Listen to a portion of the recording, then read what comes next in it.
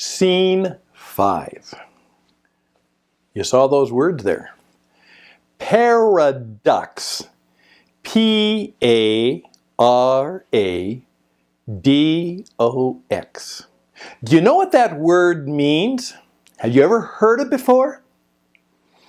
And then that wonderful little expression, birds and snakes. Birds and snakes. What does all of that mean? Okay, well, I'm trying to create, as every good communicator should, and I don't know if I'm that good, but I try, to create a little mystery where you people say, well, what does that mean? What are you talking about? I'm not so sure I fully get it. Would you tell me more? And part of the reason Jesus told stories is that would be oftentimes the response.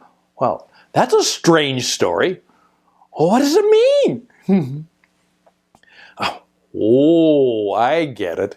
And oftentimes the people got the story and it really ticked them off. But they got the message.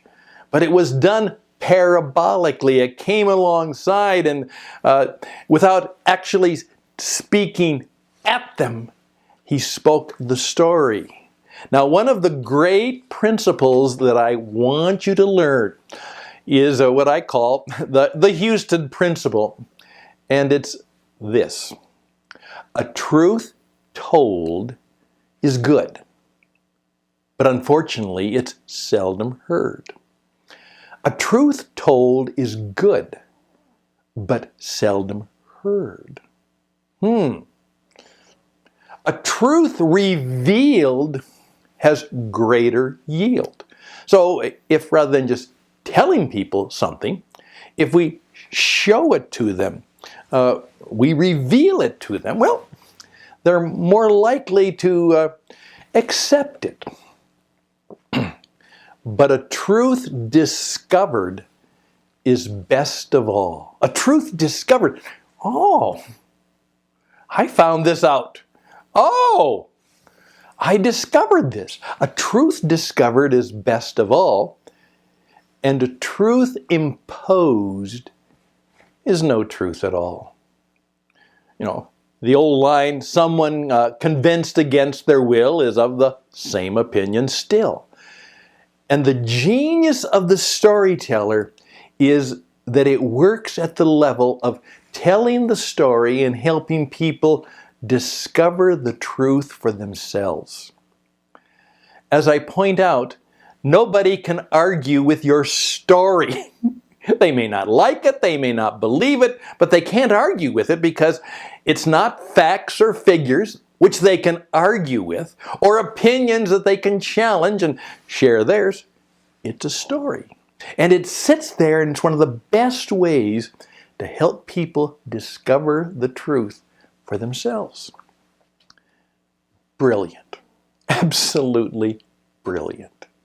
Again, the secret Jesus knew to build a following, to build a world-class company.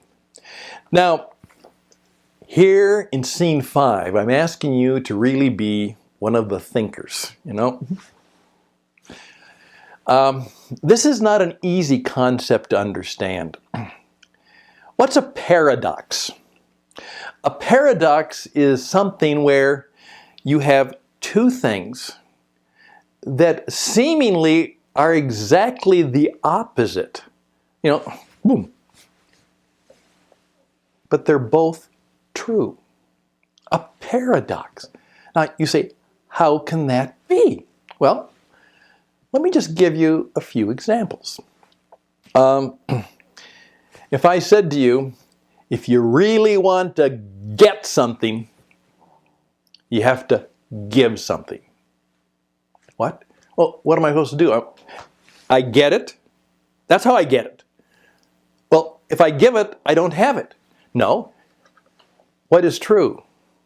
It is better to give than to receive? Well, yeah, that's true. Well, give, get.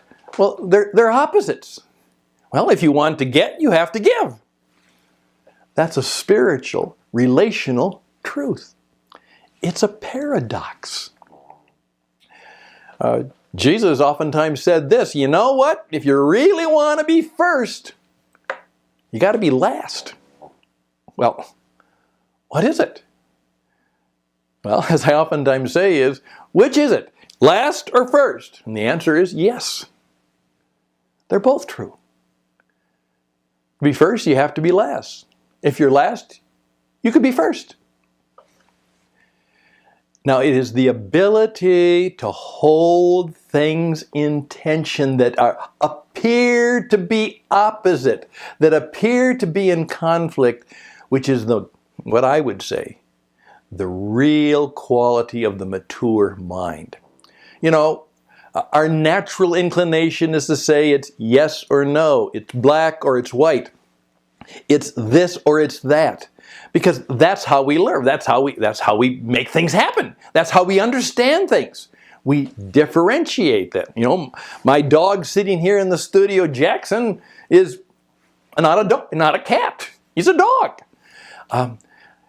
However, what we have to do is we have to learn the secret that Jesus knew, where he said, you know, if you want to live, you have to die. Oh, what is it? If you want to be first, you have to be last. If you want to receive, you have to give. And it was the ability to tell people that, you know, if you want to live well now, you have to sacrifice and give to others. Well, if I serve others, well, who's going to serve me? Well, if you want to be served, you have to serve. The ability to deal with what we call truths beyond the obvious was a fundamental teaching. And once you begin to get involved in that way of thinking, all of a sudden, first of all, things begin to make a lot more sense. There is a reduction of the conflict in what you understand. And thirdly, you begin to have a much longer view and a much more humble view of the way things are. Now, I'm not going to go into a great deal of detail. I'm just going to simply say that in this very, very short course, I want you to let this sit on your head. I want you to look up the word paradox. I want you to find a book on paradox. I want you to start looking for paradox and begin to think, how can I speak and lead and teach in which I embrace the power of paradox? Successful, thoughtful people are men and women who understand the nuance that the world is not divided necessarily into right and wrong, into bad, good, that there is in all things an element of paradox that must be considered. Now, that's why, as one of my mentors helped me to understand, he said, one of the greatest teachings that you really have to understand that came from Jesus, who probably told it with a smile. Here we are trying to survive in the tough, hard world. And it is a tough, hard world.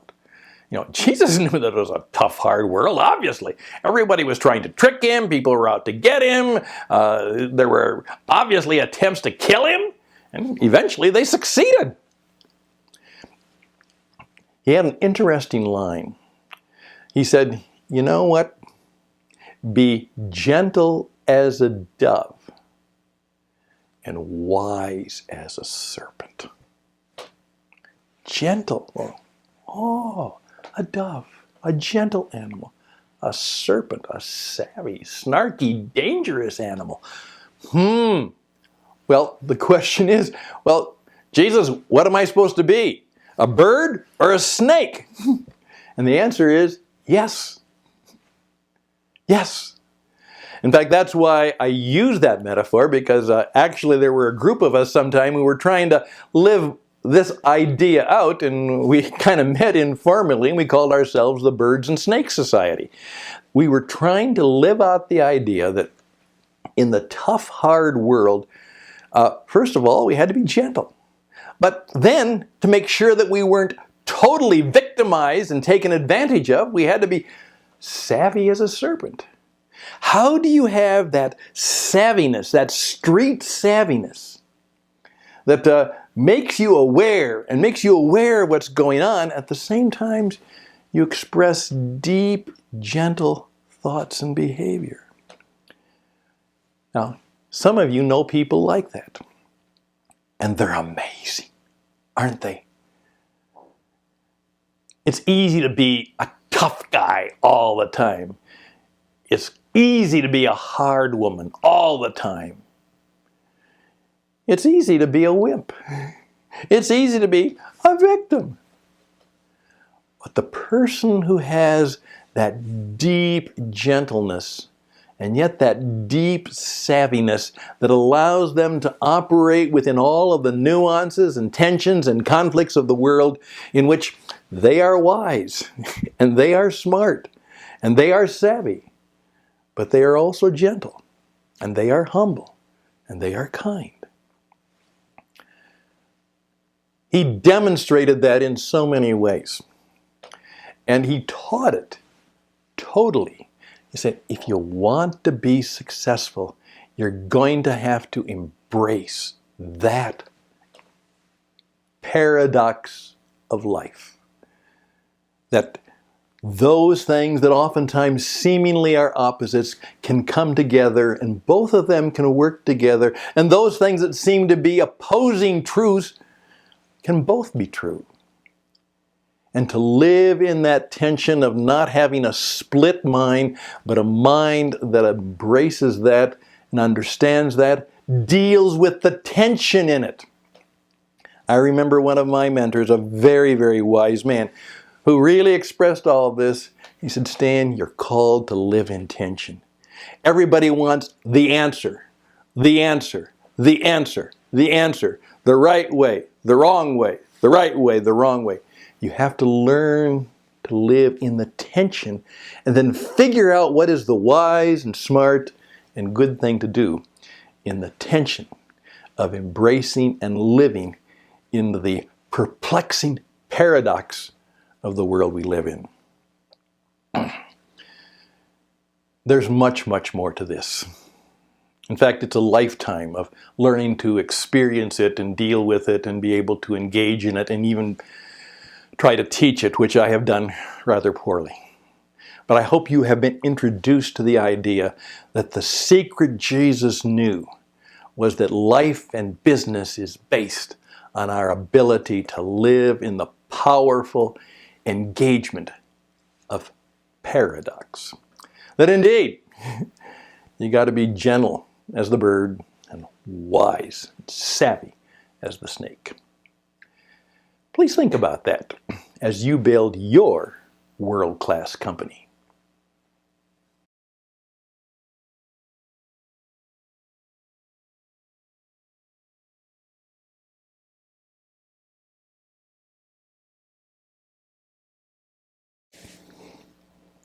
Scene 6. Well, now you know that there truly are some unique and powerful things that once we begin to encounter them, we realize that not only do we have an incredible story, but we have an incredible teaching opportunity for us to say, as we seek, obviously, there's probably no way ever that we'll create what Jesus created, but there are things, some very human things that he did that can help us as we build our small part of the world changing company. And I just want you to be aware of them and to see where they can help you. Like I said, the bank president who said, every one of my division leaders, all of these people should know the 3-12-70 idea. They should know that. And there we go. This can change your world. Just the understanding of this great wisdom. And it's not mine. As I said, I discovered it by accident. It just kind of fell into me. Well, now that you've got the top three, I'd like to just mention three more in this little Scene 6 section. And I think it might be helpful to us to just, again, let these sit on us for a while. You know, one of the expressions I used to use and still do, I use it a lot on late night radio after a little bit of music and musing, and I would make a statement, again, trying to help people discover the truth for themselves. I would just simply say, let that sit on your head for a while. Just think about it. Just let it perhaps dwell and mess around with your mind a little bit. Not hurtful, not hateful, not bad. Just think about it and see if it's something that becomes truth to you. Because I'm not here to impose any truth. And of course, all of this is my conjecture, my speculation. This is what I have discovered. This is my story. And you're welcome to deal with it as you see fit. But I think it can be helpful and useful. There's another thing that I think is very important, is that the testimony seems to understand and communicate in some ways the incredible power of presence. One of my mentors many years ago said, Stan, wherever you are, be fully there and no place else. Be fully present. You know, that is rare. Everybody is fiddling with their little machines now. They're on the phone. They're multitasking. They're working the room. And I know one man who just very simply, I know part of the secret of his success is that whenever he's with another person, either in a cocktail conversation or whatever it might be, he's really there. As someone once said, you know, when you meet that person, you will be listened to more than you've ever been listened to before. Very few people today practice the power of being fully present. I mean, right there. No place else. Be there. Not looking back, not looking forward, fully in the present and fully present to the people who are there. You know, I've never been listened to like that before. Wow. And the way you carry yourself, the way you smile, the way you use your eyes, the projection of your image, and perhaps the kindness and power. Now there are two things that I just want to bring up in this particular episode. First of all, there's a scene that we're told in the scripture where Jesus gave a talk in his local place of worship, and he made some pretty bold claims about himself. Pretty bold. And the indications are they wanted to kill him. And it seems that they grabbed him and they were going to take him and throw him off a cliff. I mean, there's this one man, and they're going to do that. And it says in so many words, up to a point they did that, and then he walked right through them. He walked right through them. They got out of the way. There is great power in personal presence. Years ago, there was a film called Ben-Hur. Now, there was a remake that didn't do quite so well, but this classic film always struck me because there's a scene. And the scene is that the main character, Ben-Hur, has now been shanghaied, you might say, to use that old term. He's been wrongly accused of an attempt on the life of a Roman centurion, on a Roman governor. And because of that, he is sentenced to the galleys where you literally row till you die. And they're going along the road on the way to the sea, to the galleys. And supposedly they go through a place where Jesus lives. And they stop to give the prisoners a drink so they don't die. And supposedly one of the Roman officers says, when he sees Ben-Hur there, he says, no water for him. No water for him. That's almost a death sentence. And then we have kind of the music that they use to show the back of Jesus. And supposedly he comes up and he starts to give water to the man. And give him water and help him and cool him off. And the Roman centurion sees what is happening and he comes running up and says, I said no water for... And then he sees the face supposedly of Jesus and he backs off and goes away. And the man Ben-Hur, who is this? Just a story that might help us understand the power of presence. I've also discovered that in leadership, it's good to keep people slightly off balance, keep them guessing. One of my mentors said, always create a little bit of mystery about you. Don't let people fully get to you or fully understand you. Surprise them. Be unpredictable. Don't be hostile. Don't be mean. None of those things. But part of the power of leadership is that people always sense there's a little bit of mystery.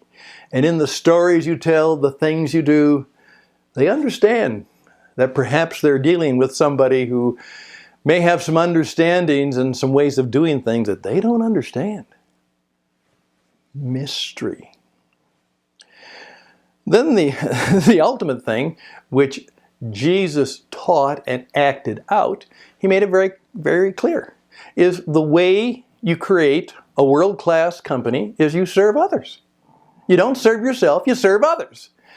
And there were continuous teaching examples, not only in the actions but in the stories, about teaching those 3, 12, 70. You're here to serve.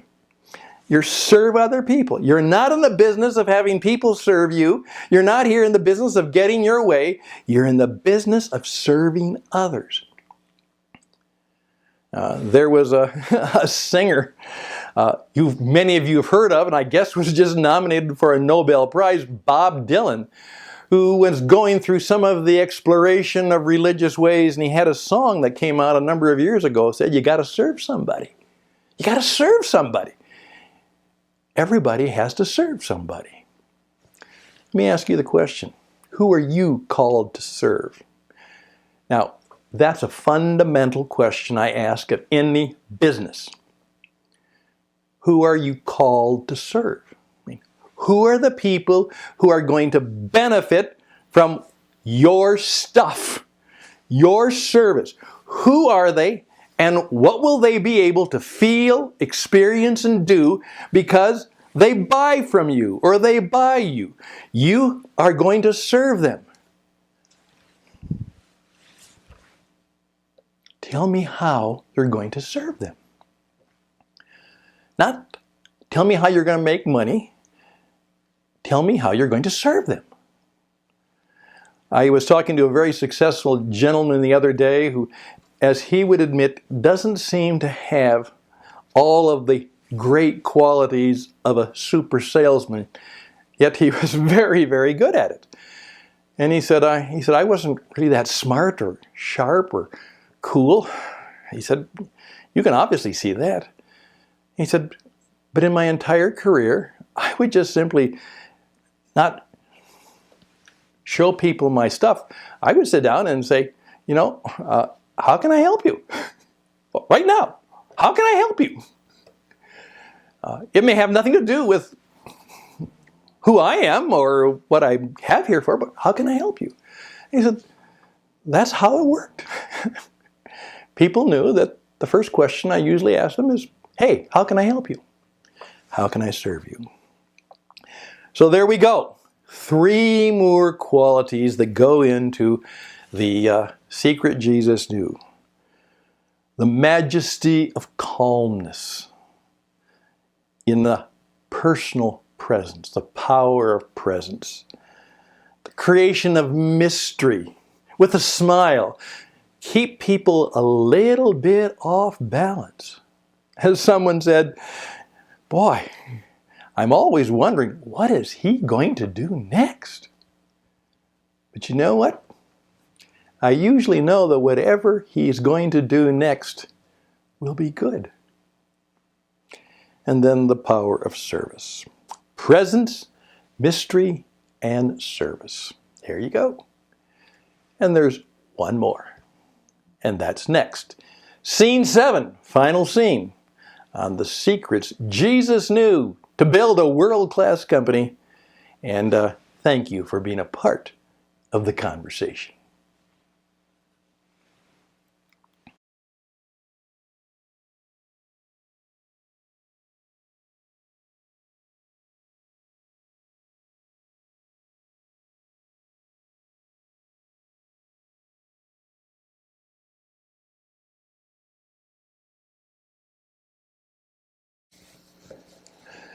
Short course, maybe an hour.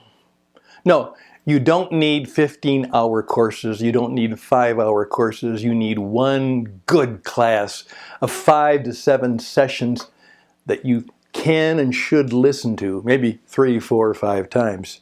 Again, one of my mentors. And you've got to have a lot of mentors in life. He used to say to me, Stan, take this audio cassette and listen to it 7 times. Just listen to it. Fill your mind with good stuff. You don't even have to pay attention to it, Stan, sometimes. Just play it.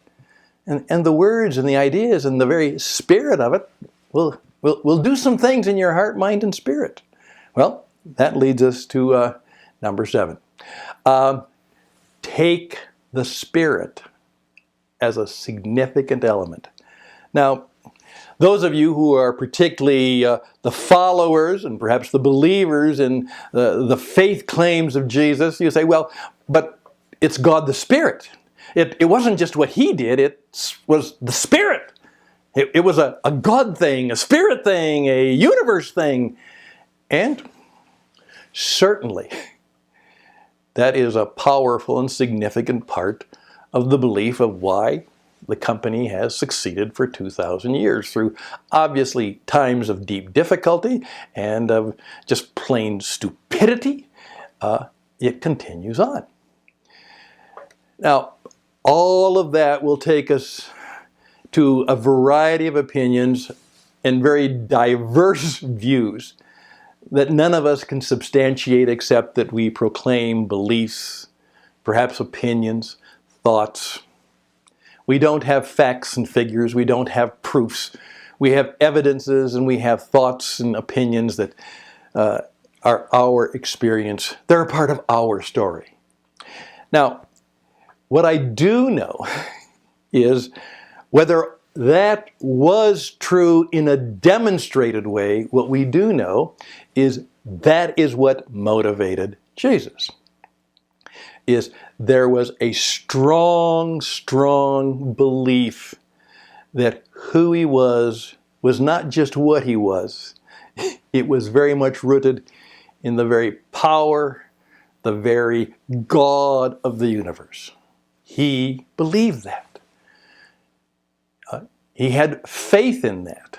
You might even say he knew that. Again, another mentor of mine who has helped me has said, you know, we are not human beings having a spiritual experience from time to time. Teilhard de Chardin said we are spiritual beings who have a limited human experience. Just this final thought. The men and women who create great things, when you finally get to them, you will often find, not always, you will often find that there is something more than what they are and what they project and how they perform. There is something within their psyche, mind, that is above and beyond to the things that we might call spirit or soul, that is profoundly motivating them and empowering them and helping them. Now let me tell you, you will have troubles.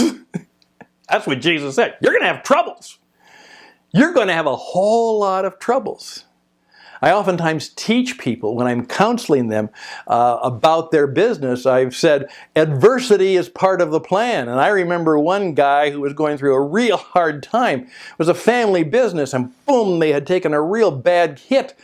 And he smiled and said with a grin, a chagrin, well, then we're on plan because we're really going through some deep stuff. And it was one of my again, the gentleman who helps me understand what the venture capitalist said, we not only look for the team, we want to find out how resilient they are. How good are they in dealing with deep difficulty? Do they have the spiritual, emotional, and intellectual, and courage resources? As one person said, it all comes down to courage. That's where it is. It's in your heart. It's not just in your head.